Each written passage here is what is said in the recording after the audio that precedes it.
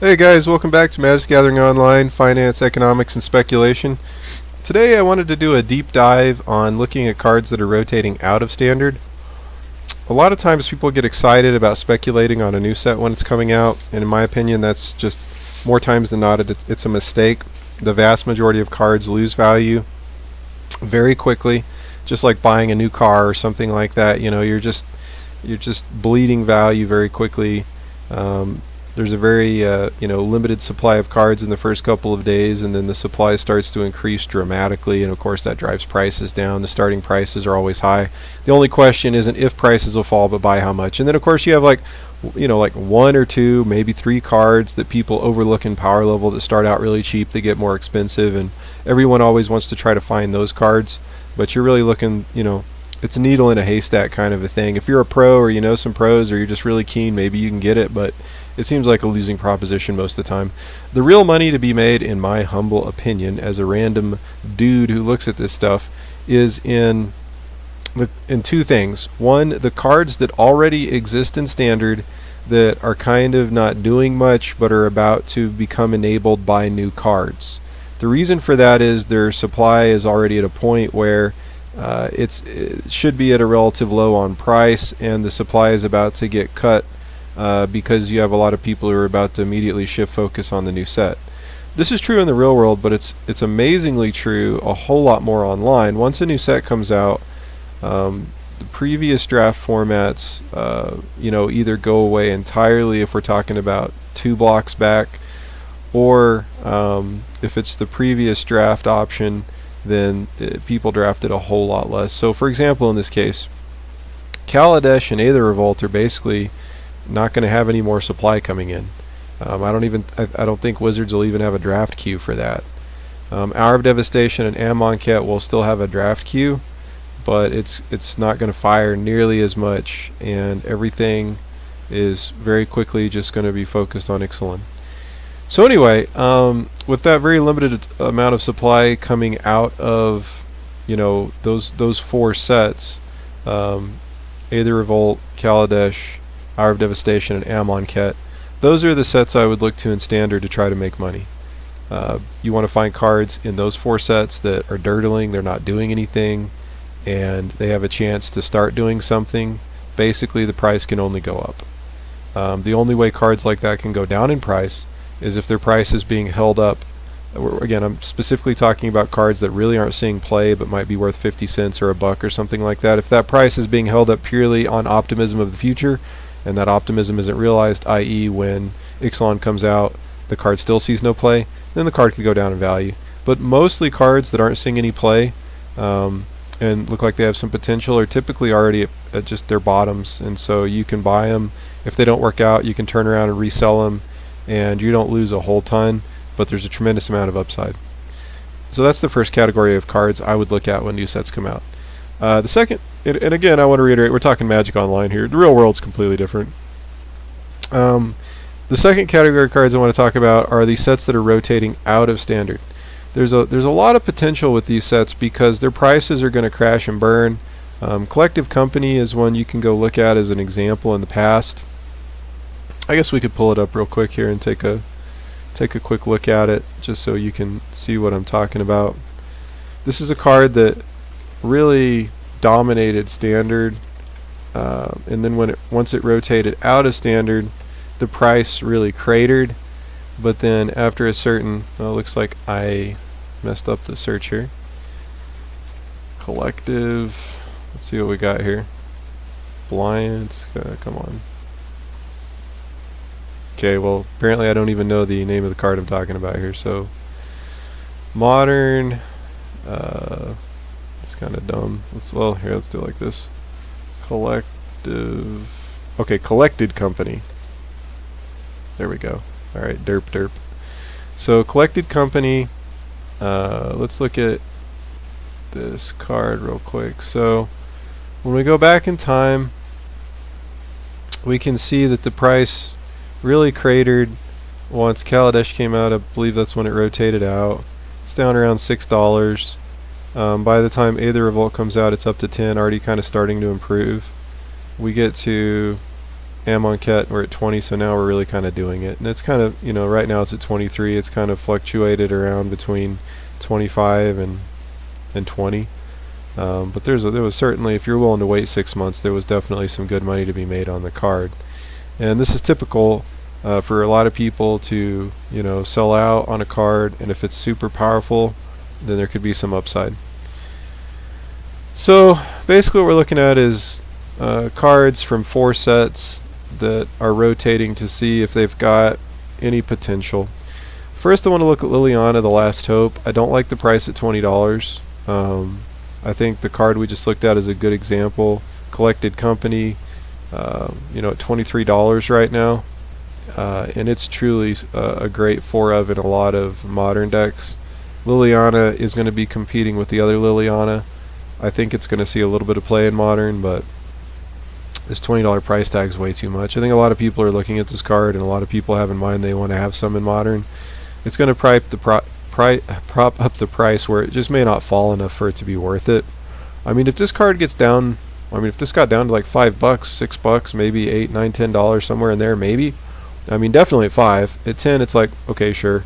But like even at 15, I don't know. I'm not really feeling it. But you got to keep an eye on Liliana, because if the price does really tank when it finally does rotate, then it might be worth going in on those. Collective Brutality is kind of a similar situation. It's a rare. It's not even a mythic. So $12, just no freaking way. It's already seeing quite a bit of play in modern already. And I think people have confidence this card's sticking around, maybe even more than they had in Collected Company at the time. But I'm not buying in on this card at $12 or $10. This has got to get down like in the $5 range before I buy in, and even then I'm not 100% this is going to bounce back up that high. And I don't know. I just have a lot of question marks about this card. It's super powerful, super good, going to be a staple in modern for a while. But the price definitely needs to come way down before we're going to be pulling the trigger on that. Grimflayer I feel a little bit better about where it's at right now. It's a mythic at $7. Abzan plays it. The problem is it's a 2-color card. It doesn't see play in a ton of stuff, but it is very good. And I don't know. I think since it's already at 7, the price has been flat for a while. I think it will take another hit. I feel confident that this thing will get down to $3 or $4.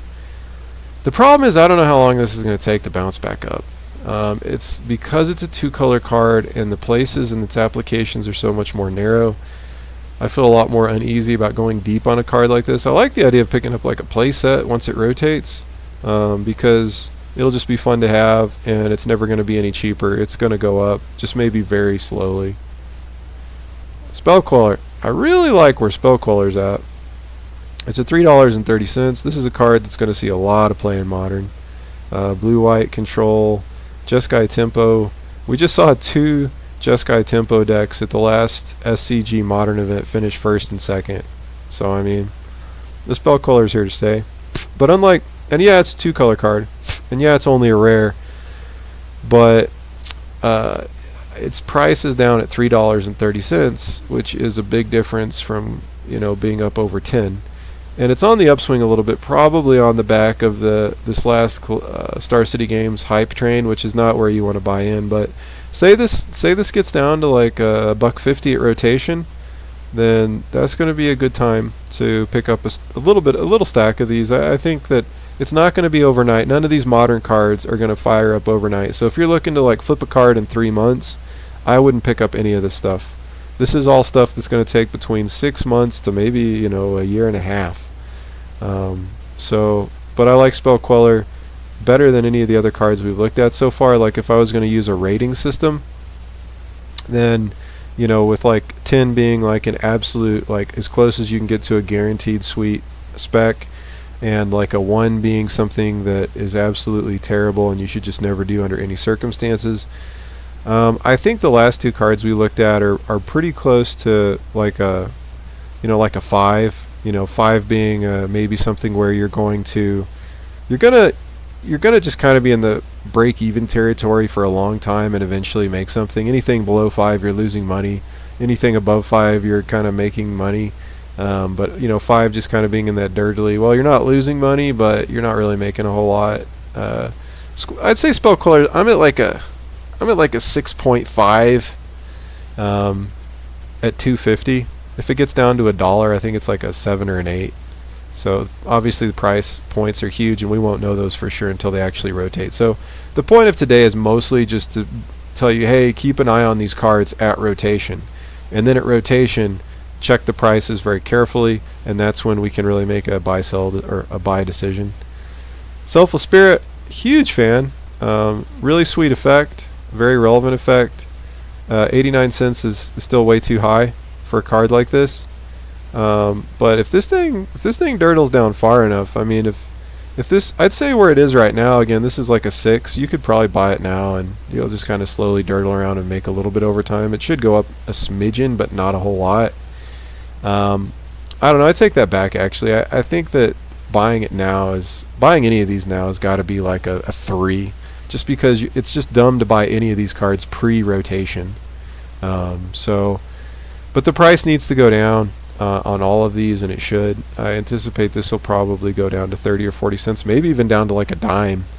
At a dime, I just want as many of these as I can get my hands on. If I got to hold it for a year or two, fine. But eventually there will be some decks that will make great use of it. There's already some modern decks that are taking advantage of this card, so sky's the limit. We just need the price to fall. Eldritch Evolution's a card it's never really done a whole lot, so I don't like the 45-cent price tag. If these get down to really cheap, like if these get down to like 10 cents, I'm getting a playset. If these get down to a penny or two, then I'm stocking up as many as I can get. Archangel Avacyn's already at 75 cents. This is awesome. 5 mana cost is a whole lot to be spending in Modern. Perhaps too prohibitive to ever see a whole...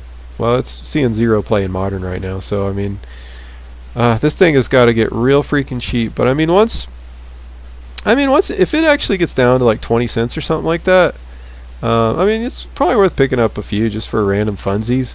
I will mention that in real life, oh my gosh, dude, buying this card in real life, if the price gets down because of the casual players and the fact that real life card prices are driven so much more by casual play than competitive play, this card is just like looking to be a very sweet spec in real life. But online, if this gets down to like 20 cents, I mean, why not? Even just some residual set redemption stuff might push the price up some. Alright, Tireless Tracker is a card that's got some interesting potential in Modern. It's seeing some play in Modern in a few decks already. It's down to 60 cents. I really like the idea of this getting down to like a dime and just picking up a huge stack of these. So, we'll just kind of keep an eye on it. Alright, Olivia is a card that is complete and utter trash, that I do not really recommend that much, but we're starting to see some vampires, so maybe somewhere like way in the future this does something. It needs to get down to like 10 cents, and then you can pick up a playset. The main reason I wanted to talk about this for a second is because, again, in the paper world, it's kind of slowly trending downward. And because we're starting to see some vampires emerge, and there's a vampire precon deck, what is it, Commander 2017 or whatever, maybe it's worth picking up just for people that want to jack around with speculating and with physical cards. Once it rotates out, 3 mana, 3/3 flyer vampire that does something, and it's a mythic. Should be a fairly safe, bet for if you're willing to hold it for a couple years. Somewhere in that time frame, you should make us a little bit of money on it at least. Thing in the Ice is a card that should see some kind of Modern play. Right now, it's not really seeing a whole lot of action. You want this to get down to 1 or 2 pennies, pick up a giant stack. Some of this is just like a diversified shotgun, like looking at rares that have interesting, somewhat unique effects that don't cost a lot of mana, have potential in the long run to maybe find a spot somewhere. You get in for 1 to 5 pennies, get a huge pile of them, and forget you have them. The idea is you want to get a lot of these built up in your collection, where maybe you've put 100 tickets into huge stacks of cards where you've got like 50 to 100 of them waiting, and you hit on one of them and you just paid for all of them, and then if you hit on another one in the future after that, you're making obscene profit, and then you have just a lot of other cards just kind of waiting. So I love the idea of slowly having an investment collection where you've built up tons of these stacks of penny cards that could just skyrocket at some point and get you somewhere. Odds are most of them won't, but Thing in the Ice falls in this category. Personally, I like the idea of this kind of investment. So Traverse the Uvenwald is exactly that kind of card I was just talking about. Exact same thing. Let this get down into pennies, It's a tutor effect. Tutor effects always have potential to go big, especially when they cost 1 mana. So I love the idea of getting a huge stack of these. I feel the same way in paper. Prized Amalgam, same thing. Feel the same way in paper. This is another one of those, if it gets down really cheap, get a huge stack, wait for a rainy day, you might make some money.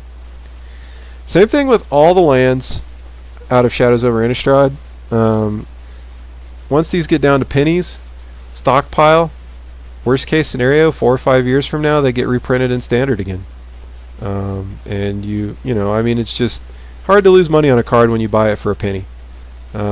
Maybe you don't get your money back, but if you're not willing to drop a ticket on 100 of a rando card like this, then you know you're probably not interested in long-term investing, because long-term I think it's a good strategy. Thought-Knot Seer.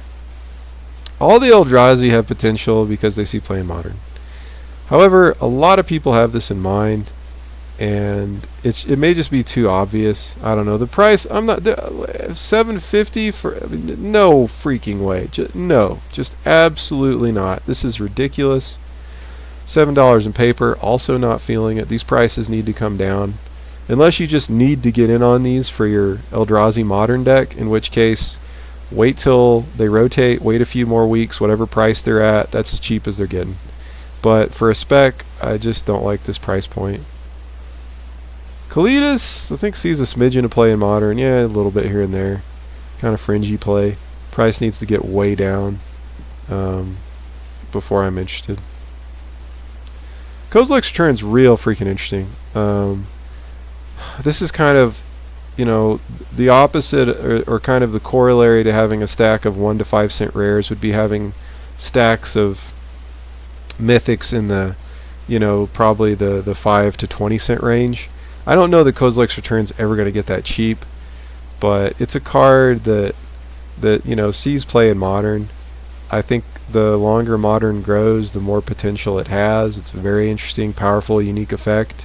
It's also colorless. There's just a lot of interesting things about this card. I really like the idea. I don't really like the idea of the $2 price tag. In real life, a $4 price tag doesn't seem so bad. So the more this price goes down, the more appealing it gets. Right now, I'm thinking this is like a 6. It's kind of okay. It's not amazing. It's got a lot of long run potential. If you're willing to hold these for a really long time, it could have some huge potential. But I just really hope the price comes down, because I would love to pick up quite a few of these if they got cheap enough. Like in paper, if these got down to a couple bucks, I mean, that would be pretty sweet. Online, if these get down to like a quarter, would be amazing. Both of those are probably unrealistic. It's probably not going to drop that much, but you know, keep an eye on it. We don't have to buy in on all these cards. We just want to get in on the ones where we get the best value by getting them below where they should be. So we're looking for the dirt cheap stuff. Eldrazi Displacer might be a candidate in that regard. It's got an interesting effect that could get broken at some point. Maybe some kind of weird combo interaction in the future. Very cheap online. A little too pricey in my opinion for paper for where it's at right now. But as this price comes down, it gets very interesting. I still think these prices are way too high, but I think it's got a lot of potential to get pretty cheap given where it's at right now. I mean, very recently it cratered down to 70 cents, so I mean, I'm looking for this thing to get down to a quarter, maybe even cheaper, before I get super interested in going deep. Nissa, Planeswalker, 3 mana. Seeing almost no play in Modern. Price needs to get pretty cheap before I'm going in on this. I think around 75 cents, it's a 5 or a 6. Around a quarter, it's like a 6 or a 7. Cheaper, like 20 cents, I think it's like an 8. I mean, you get it cheap enough, and it's going to have huge potential for the future. It's 3 mana, it's a Planeswalker, it does relevant stuff. We'll keep an eye on it. Reality Smasher's got a problem. It costs 5 mana, period, end of story. $1.32 online, $4 in paper. If it gets cheap, get stacks. Right now, $1.32 is hopeful. If this can get down real cheap, 10 cents, 5 cents, I want a bajillion of them. At a quarter, I'm still not 100%. I mean, I'm like buying it at that price if I want it for my deck. I don't know about a spec. In real life, $4 is too much. Like $1, maybe. I don't know. It's only ever going to see play in a couple of, in a certain category of decks. And the question is, are those going to broaden out? I mean, bans could cause problems. I think it'll always have some possibilities, but I mean, in Modern, Eldrazi-tron, and Bant Eldrazi, Eldrazi and taxes maybe a little bit. It's just very narrow applications, 5 mana. But if it gets cheap enough, you know, let's do it. Matter of Shaper, same story. Needs to get really cheap. And then we can go deep. Oath of Nissa needs to get a whole lot cheaper. It's got a cool, sweet, unique effect. Sees a little bit of play in Modern, not a whole ton. Needs to get down to pennies, and then we want to go super deep on this. Paper, I like the idea also. All the lands out of Oath are interesting if they get down to pennies. Otherwise, no thanks. Same thing for these colorless lands. Once we get down to pennies, I like the idea of, you know, just having a stack of these. Maybe they never go anywhere, but hey, they could spike up to, you know, 30 cents, and you know, you make 3 or 4 tickets just off a small spike. Sylvan Advocate, same story. Now this guy's probably never going anywhere. Probably never doing anything, but I'm willing to pick up 50 of these for a penny and just sit on them for a rainy day. Maybe they never go anywhere, maybe they do. If they get down to bulk and paper, then I love picking me up some bulk Sylvan Advocates as well. Maybe never go anywhere, but who knows. Same thing, Goblin Dark Dwellers, just another 5 mana is way too much for Modern. Probably see 0 play in Modern, yeah. But I don't mind getting these once they get to bulk price. Just having a stack of them, who knows, maybe some fringy play at some point. Gideon! My bro!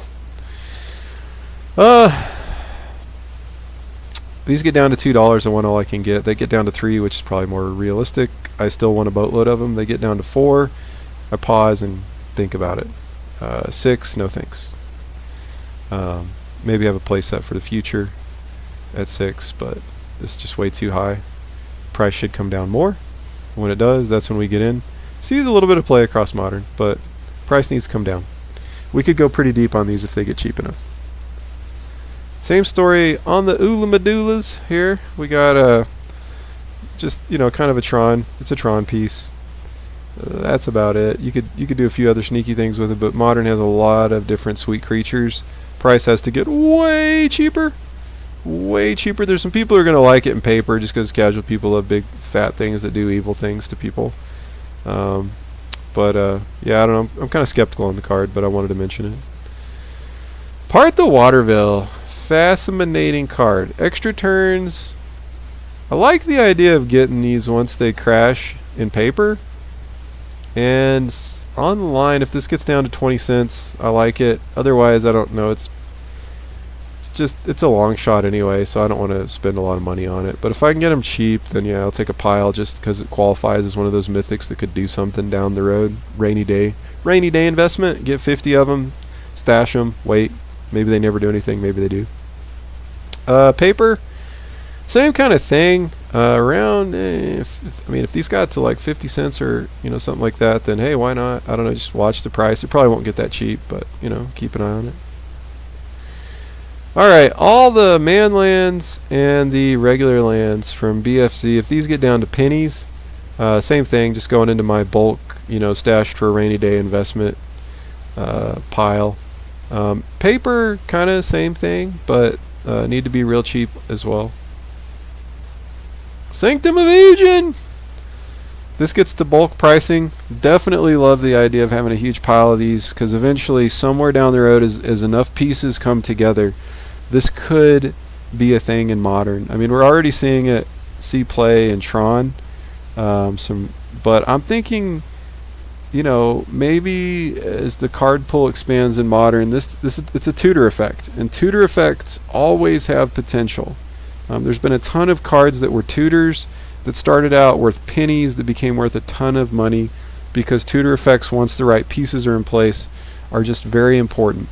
So as this heads towards pennies, I get excited about picking up as many of these as I can get for pennies in online and possibly even in paper. So that's all I've got for today, guys. Take everything with one caveat, which is this. There's a lot of uncertainty with Magic Online right now. With Arena coming out, I feel like Modern, Legacy, Vintage, these formats should be safe for the next few years. So I still feel comfortable picking up stuff like this. However, you got to use your own judgment here. There's a lot of uncertainty.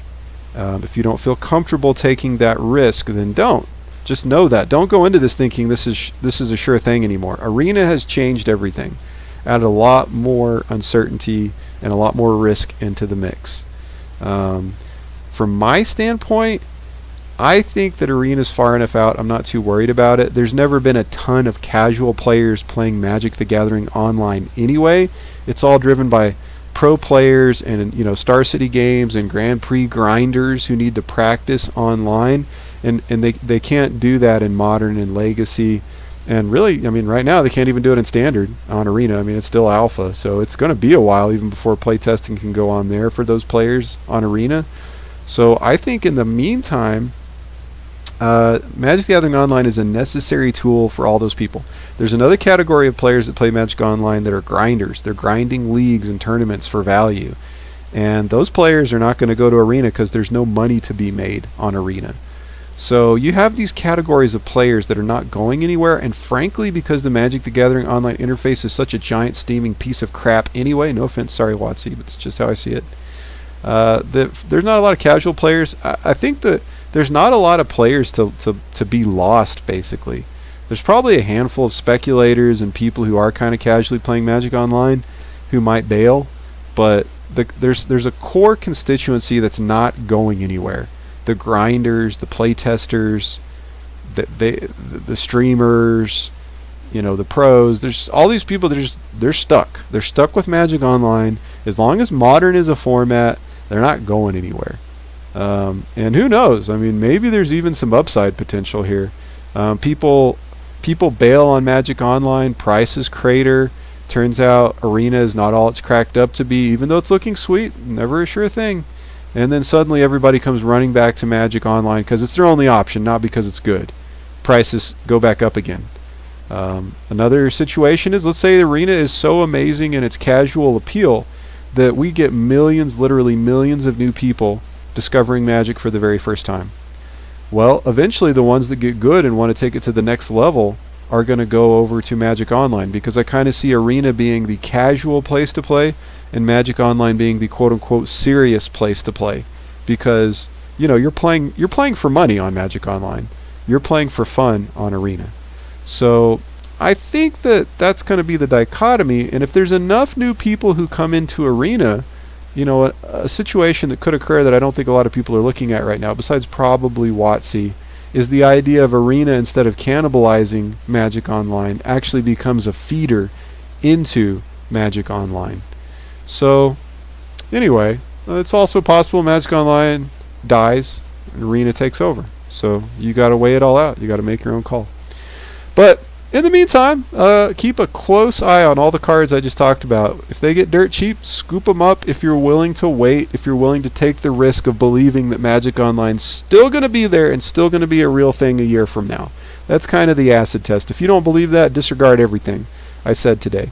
If you do believe that, be prepared to go deep on some cheapy cards and flip accordingly. Have a great day, gentlemen. I will catch y'all later.